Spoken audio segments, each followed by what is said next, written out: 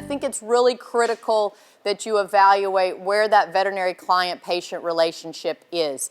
And you don't want to develop that relationship at 2 in the morning when you have a train wreck going, right? Like, we want to sit down and have these discussions, particularly about our herd health plan, well in advance. It will serve you well, and it serves your veterinarian well to be prepared for these kind of things. And you know, when we're talking about vaccinations and herd health in general, we can do a lot of things to prepare and to mitigate train wrecks even happening altogether. So when we're discussing herd health plans, and this really goes beyond the vaccine issue we'll talk about or focus on this morning, we need to talk about what your operation goals are and where you're trying to market your end product. You know, what is your risk? What's the disease risk? What's the potential risk for the calves perhaps you're selling? And then obviously we also need to talk about what's the expense, because nobody in this is rolling in dough in my experience. I mean, our margins are pretty small, and so we need to be making wise decisions and cost-effective decisions. And then when we're looking at our herd health problems, I really encourage you to have an annual review of those. Just because that's the way we've done it for the last 20 years or even 5 years, we may need to consider doing things a little bit different. We may need to consider different products to go into our plans. And so sitting down with your veterinarian, having that discussion, seeing what our new options are, or maybe we're doing all the right things and it's just a real quick visit to check off and go on. So vaccine basics. You know, the thing about our vaccines, and if you do one thing, make sure you keep records of what you're using, okay? And that doesn't have to be, we've got all kinds of herd management software, lots of apps that can take care of that for you. A number 2 pencil and notebook paper works as well too. So it's keeping the records, because we want to be able to know certain things. You want to know, you know, it's always challenging if we have a problem to go, okay, well, were these cows vaccinated? Well, yeah, I think they were. Well, when was that? Well, I think it was in March or April. And, well, when, you know, what product did you use? All those kind of questions. If you've got your records, it serves you well. When we're talking about vaccines, we've got a variety of brands. You need to find one that you're comfortable with, that your veterinarian's comfortable with, and is effective for you. We have some really good products on the market, and they do a good job as long as we take care of that vaccine once we have it. You know, which type is appropriate, that depends upon your operation goals. It can depend upon, you may have a vaccine that's more appropriate for your replacement heifers than your steers, right? That makes sense. Because we have reproductive pathogens that we want to make sure we've got protection on those girls for, and steers don't obviously need that. And so additionally, when we're thinking about that, I think it's key, you know, I'm asked all the time, well, don't you have a cookbook recipe for one-size-fits-all vaccine program? And the answer to that is no. It's very much an individualized protocol, and so you got to have discussions and keep taking a look at it. We're going to talk a little bit later about bottle size, but I'm going to encourage you, even though from a dose, you know, from a cost per dose perspective, it is in many cases more cost effective to buy that big bottle, right? But if we're not handling it appropriately, if we cannot process, you know, efficiently, that may not be your best option. And the key here with all of this is, if we're not handling our vaccine, if we're not making good choices, first of all, if we're not handling that vaccine all the way through, it's just as if you didn't do it at all. And you've got a big investment in your operation, and certainly in the vaccine products you're choosing, and you want to make sure when you're giving those immunizations that they're doing their job. So read the label. And I don't know how you keep, that's pretty small type. We retyped these. You know, I asked my friends my pharmaceutical friends were kind enough to send these to me. One of which is, can I give you a plug? Aaron, Alanco was helpful to me in sending me some information on these. So the thing about the label is you need to read it, right? And so what do we do when we get the vaccine? Are you reading what's on the box? Are you reading whether it's killed or modified live? Do you know what you're actually given, I think is the question. And so what does it usually look like when we're ready to process, right? We've bought the vaccine and we may have been in a hurry to buy it and we're getting things together and we do that, right? Like it goes in the trash, we're not reading it. Well, there's a reason why they have all these tiny words on this piece of paper. It's because it's the instructions. And so I encourage you to take a bit of time to know what you're buying, know what you're buying in advance, and then read the label and follow the instructions there, okay? So I've kind of highlighted some of the things that I think are important on this, and I don't know if you can see that in the back, but you want to know which agents are in your vaccine, okay?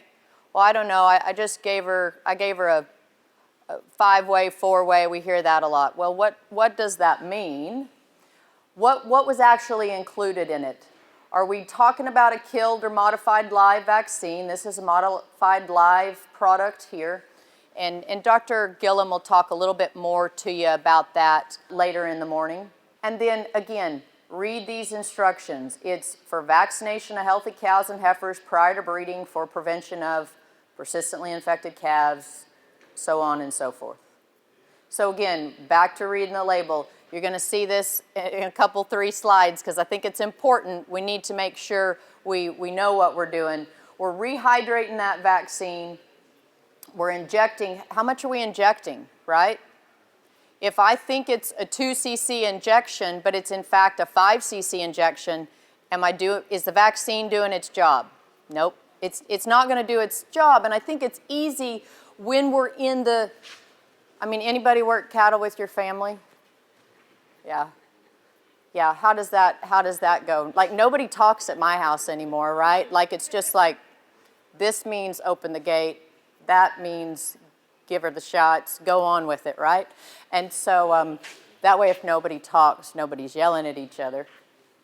So I do need to probably get a shirt, and I said this yesterday, that says, I'm sorry for what I said during breeding season, I'm sorry for what I said when we were processing cows.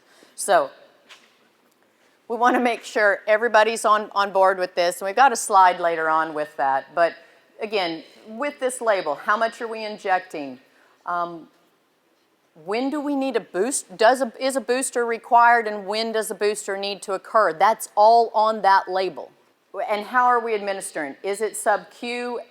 We need to make sure you're going to see my BQA slides later on in this presentation.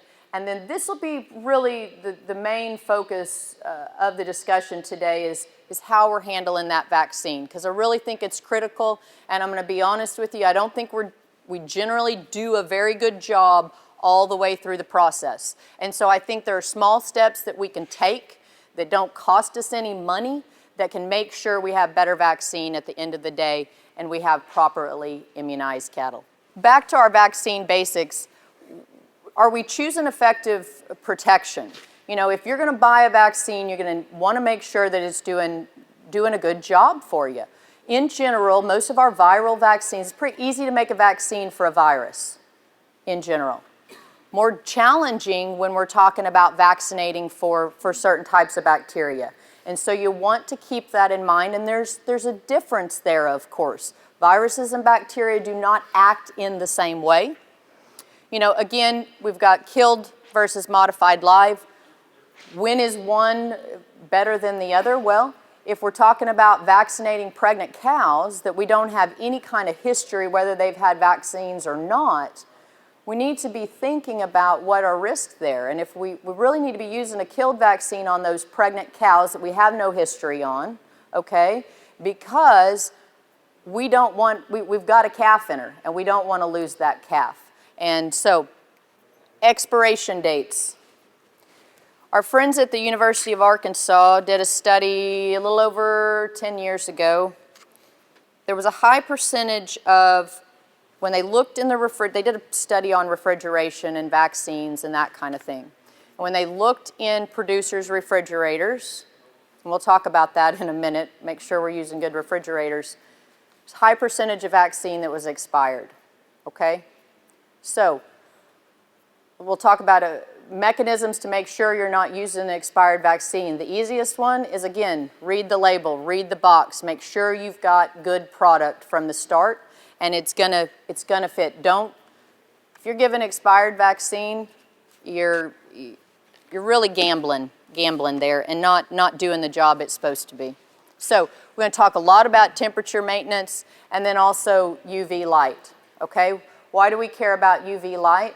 Well, vaccines can be inactivated by UV light. And so when it's the middle of summer and we're processing cows, you know, are we protecting that vaccine all the way through?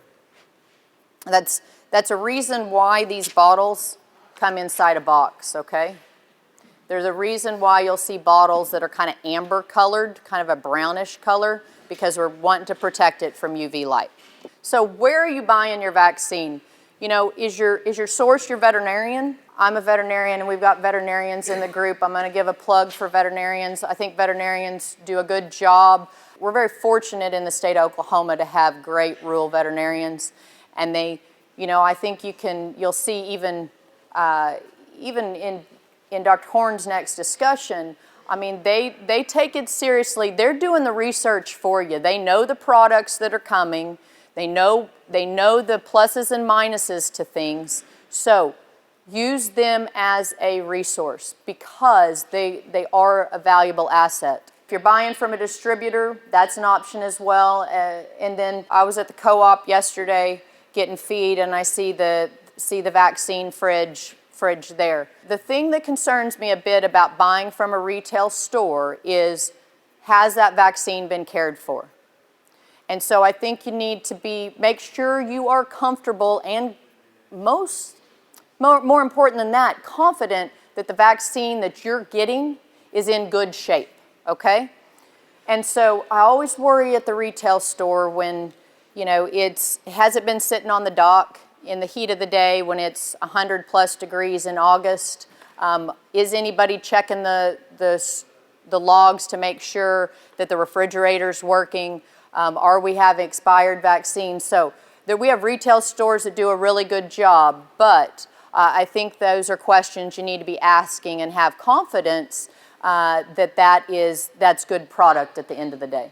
I wanted a picture with Goldilocks, right? Goldilocks with a bunch of syringes and needles in her hands or vaccine bottles, because we're looking to keep that vaccine not too hot, not too cold. We want to keep it just right.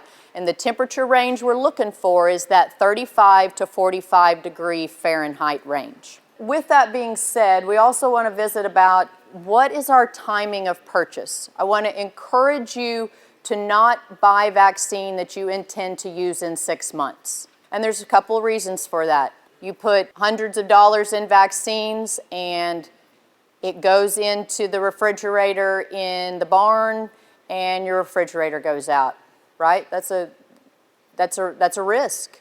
We want to, again, observe those expiration dates. So I encourage you to buy vaccine, plan in advance, but buy it as close to possible as at the time you plan to process.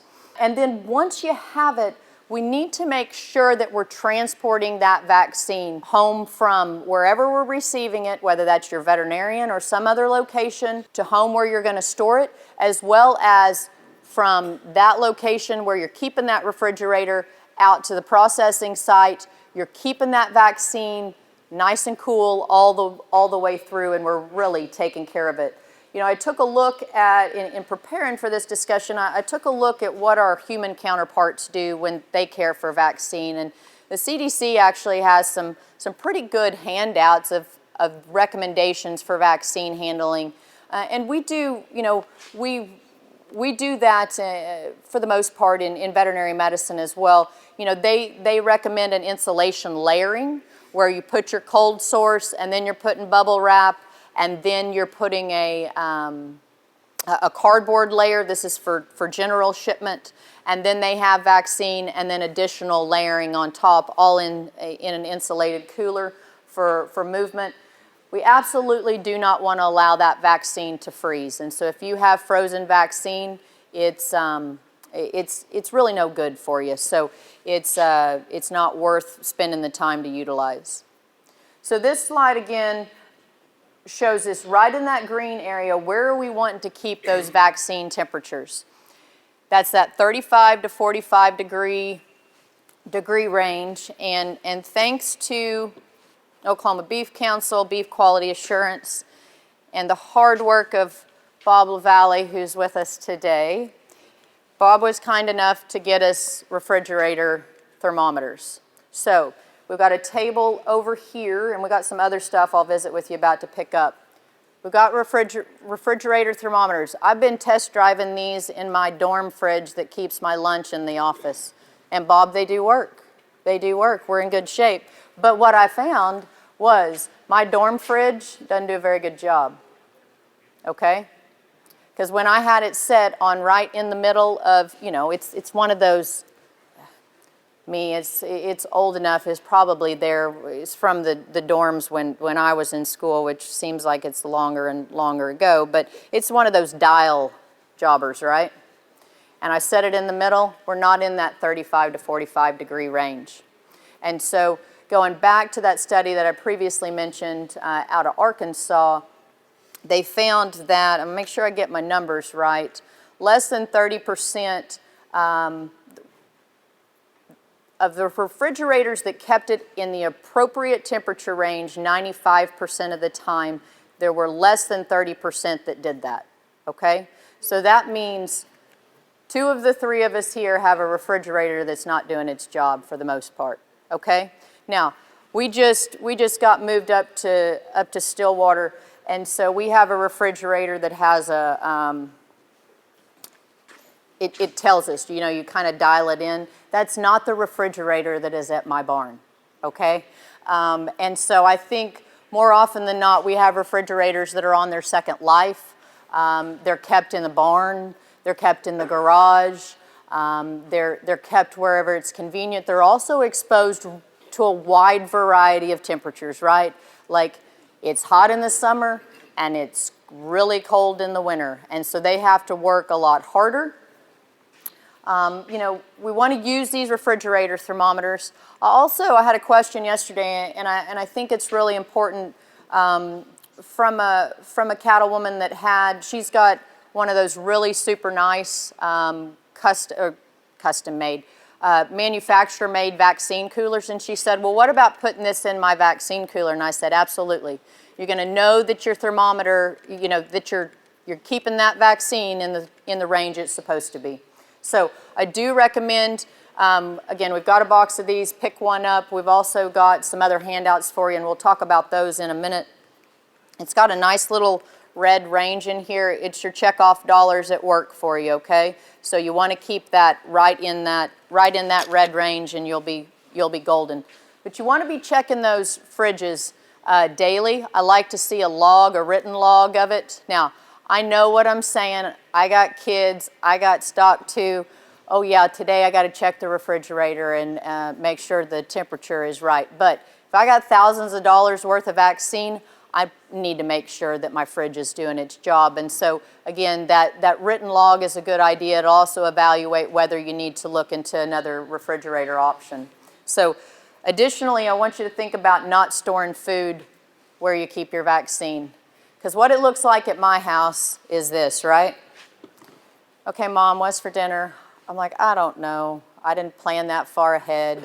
We don't have meal delivery service where I live, right? So it looks like this. Refrigerator door, and open. From all 3 children, including my husband at my house, that's what it looks like. And so that is a problem for us when we're trying to keep that temperature in that 35 to 45 degree range. It is also a problem for us when we do what I did on Wednesday night, and I take the crock pot that had the roast we cooked that day. We took that, and it was still a little bit warm, and I know my food safety folks and my food science, you can lecture me later, I know, But what did I do? Because it was 10:30 at night, I took that dude and it was still a little warm and I put it in my fridge. And what does that do to the temperature? It raises our temperature. So, need to be thinking about a refrigerator that's not exposed to those kind of activities. So we're looking for a refrigerator, and where are we keeping this? You know, we're avoiding those top shelves. Well, my new fridge, I found out, likes to freeze things if I put it on the top shelf. So you're wanting to avoid that top shelf, avoid those crisper drawers. You want to give it a little space. Don't put it right up next door to the wall in the refrigerator. We're going to keep, again, you're going to hear it from me again, monitor those expiration dates. Keep the original boxes and don't store it with food. We want to keep this vaccine, now that we're ready to process, we want to make sure we transport it to the processing site under appropriate conditions, okay? Because has anybody ever been, okay, we're going to start right at 7:30. Yeah, I know. And now it's 10:30 and it's a little bit warmer, and our vaccine that was cool when we started has not maybe been well cared for. We want to think about those kind of things. We want to be prepared. This is another key thing I want you to make sure you recognize.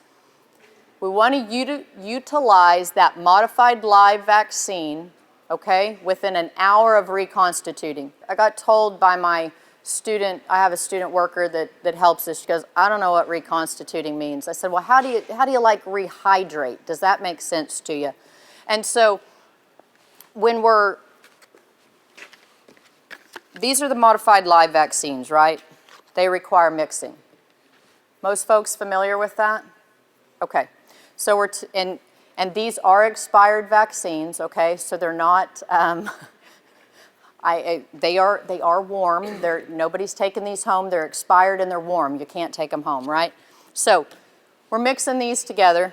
We want to use them within an hour. So we talked about a minute ago our processing, and we talked about earlier what our bottle size is. If we're buying the giant bottle of vaccine, but we can't get that many cows through the chute in an hour,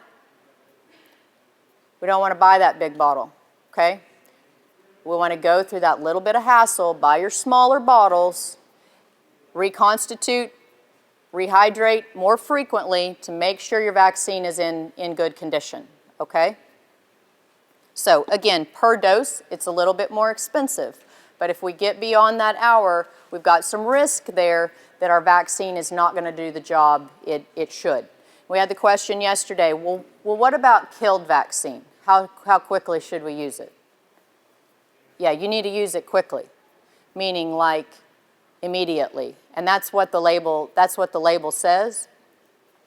And the risk there is that the risk is contamination, okay? So we know we're not operating. Anybody process cows in a sterile environment? Yeah, me neither. And so what happens there? Every time, even though we're using a sterile needle to go in that bottle, we have a risk of contamination. And so once we've opened that bottle, once we put the needle in, it's considered contaminated. You need to use that killed vaccine immediately. Don't wait, don't use it the next day.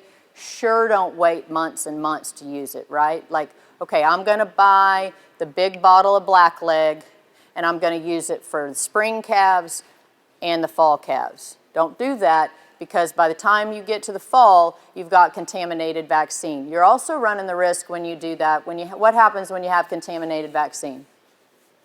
What do your injection sites look like? They swell up, they get abscesses. Those are problems. So vaccine coolers. So OSU has a really cool fact sheet for you for coolers that can be used chute side.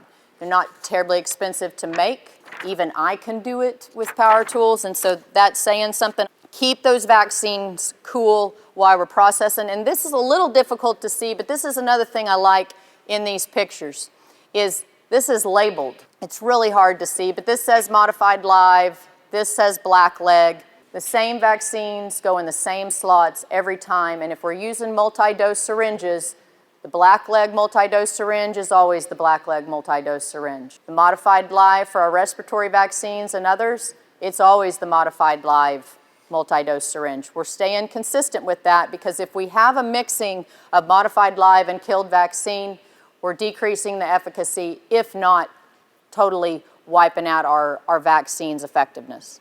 We always want to follow BQA guidelines. I encourage you, you'll have another slide later. If you're not BQA certified, you can do it online. There's also in-person offerings across the state. I'm a trainer. We've got a number of extension educators that are trainers as well. The other thing about BQA certification is just because you were BQA certified 15 years ago doesn't mean it's the same today. And so we need to keep that BQA certification up. Again, when we're administering, we want to read those labels and we want to use sterile needles. Then this is across the board. Everybody familiar with what a transfer needle is? Are you sterilizing your transfer needles after you use them? Let me tell you the easy way to sterilize them. Put them in boiling water. It'll do a good job for you, okay? And I obviously can't, I got to open the right end. So, got several different examples here. Oh my, I didn't get my other one out. These are transfer needles, and so what these do is you put it in the diluent. It's the liquid, right? That's the fancy word for the liquid. Put it in the liquid, and then the vacuum in the bottle with the cake sucks it in there, and then we rock it back and forth, right? You don't let the 5-year-old like really shake it because you can damage your vaccine doing that, okay? Again, no vaccine was harmed in any of these demos. But keep in mind, as we're mixing vaccine, if I'm using a transfer needle, I want to make sure I'm keeping it consistent with the type of vaccine I'm using that day, okay? And then I want to make sure I'm sterilizing it at the end of the day. And again, and that goes for any needle that enters a vaccine bottle. If you're using killed vaccine, you need to be changing your needle. You need to be using a sterile needle before you pull up that next drag of blackleg into the multi-dose syringe. These are Dr. D. Griffin's 4 S's for safety, and I think they're really key. Safety of yourself, safety of the people working for you, safety of the animal, and then ultimately, what's our goal at the end of the day? We want to make sure we have safe, wholesome food for our consumer, because we're a consumer-driven industry. Like it, don't like it, whatever. We're a consumer-driven industry, and we need to make sure we're keeping that safety in focus. Again, we've talked about this, needles and syringes. We need to make sure that we're labeling, we're maintaining separation, we're using sterile needles. Also, anybody ever got in a bind with your multi-dose syringe, or it ends up underneath a cow, or it stops working, or any of those things? You got spare parts for it, or you got a backup plan for it? I mean, a good backup plan is just disposable syringes and needles. And from a sterile standpoint, those are great options, and they're not expensive.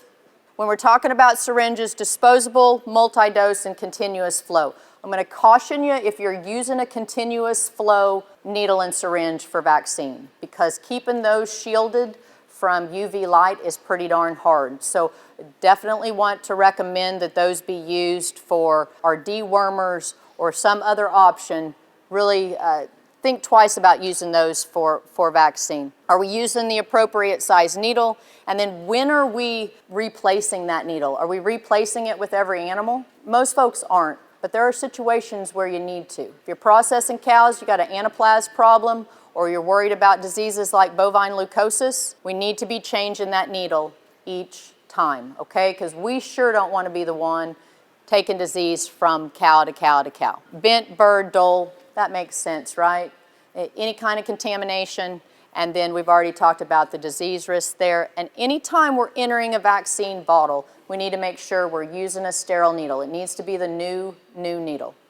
My coworker took these pictures for me. I was super excited about this picture because she got bubbles in the bottom of the sink, right? So what do we do at the end of the day when we're going to clean up, right? We're throwing our multi-dose syringes in the sink. And is that the sink that also had Nolvasan in it with calf chains, a week ago? You've got to be protecting those multi-dose syringes from disinfectants, okay? Soaps and disinfectants, will zap your vaccines, okay? So you're gonna ask me, well, how do you clean those up, right?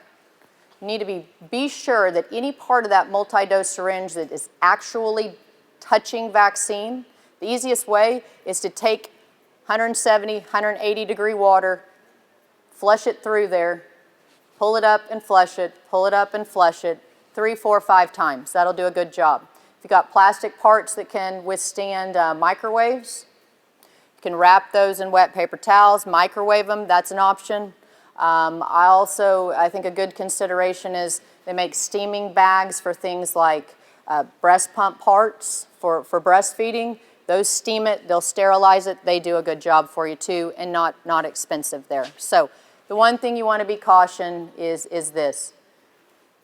We filled it, we use the Dawn dish soap, right? And we know our sinks, I mean, never look in a veterinarian's refrigerator because you don't know what you're going to find in there, okay? I mean, there can be lots of different things in there. Same with the sink. We don't know what's been in that sink, but usually there's been soap at some point. Filling that sink up with water and then dropping those in there, you've got exposure there to your internal components of that multi-dose syringe. So this is my plug for beef quality assurance, bqa.org. The thing about BQA that I really, really like is it's stuff that you probably know, or maybe you don't. I mean, maybe you're new to the industry and you want to do things right. If you've been around a while, it's always a good idea to take the BQA certification because I think it points out the things we need to be focusing on. It's also continually being updated.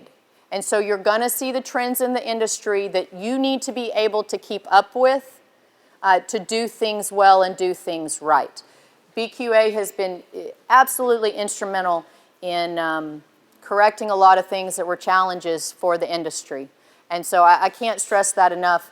You know, these BQA, this is just a picture of the BQA book. I like it for a reference too. Like, oh yeah, I'm supposed to know that. Oh yeah, I remember that.